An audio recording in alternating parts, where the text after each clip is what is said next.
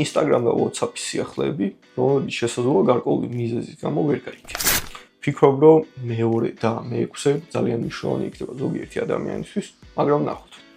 პირველი, Instagram-ზე გამოჩნდება voice-ების ტიტრები, რაც ნიშნავს, რომ თუ არ გინდათ, რომ თქვენი მეგობრის გამოგზავნილი voice-ები ასე ისმინოთ, სისტემა ტიტრების საშუალებით მოგწერთ თუ რაზე საუბრობთ სიცოცხლეში. ამბობენ, რომ ძალიან ბევრი ენის მხარდაჭერა ექნება და შესაძლოა ქართულიც ძალიან მალე ჩაემატოს. ჩაშვების დროიდან იყოს უკვე. მეორე, რომელიც ჩემი ფავორიტია. როგორც იცით, Instagram-ზე voice-ებს მხოლოდ 1 წუთი შეგიძლიათ ჩაწეროთ. ახლა შეგიძლიათ რომ 5 წუთიანი voice-ებით ჩაწეროთ. ანუ 5 წუთი იქნება მაქსიმუმ. მესამე და ვფიქრობ, რომ გოგოებს ძალიან გაუხარდებათ, მათ შორის ზოგიერთ ბიჭსაც, როდესაც Instagram-ზე 3-4-ზე ფოტოს twirთავთ, ის ყოველთვის იჭრება ზევით და ქვევით.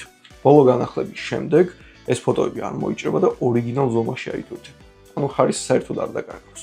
სამწუხაროდ ძველ ფოტოებს არაფერი ეშველებათ, მაგრამ თავმაოდ ყველაფერი გასწორდება. გადავიდეთ WhatsApp-ზე. ერთი უცნაური სიახლეა, ვფიქრობ, რომ აქამდე უნდა გაეკეთებინათ, მაგრამ ბევრმა შეიძლება არც იცოდით, რომ iPad-ზე არ არსებობდა WhatsApp-ის აპლიკაცია, რომელიც ახლა გამოჩნდება. დამატებით WhatsApp-ზე გვექნება Clubhouse-ის ფუნქციონალი. თუ გახსოვთ, იყო ესეთი აპლიკაცია Clubhouse-ი, სადაც voice chat-ები არსებობდა.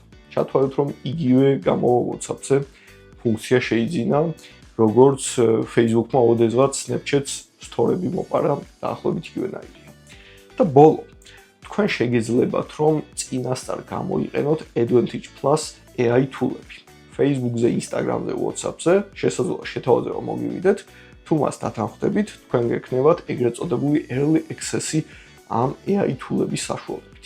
რასაც ძალიან ბევრ რაღაცას გააკეთებთ როგორც ორგანულად, ასევე რეკლამებისთვის. წარმატებებს გისურვებთ.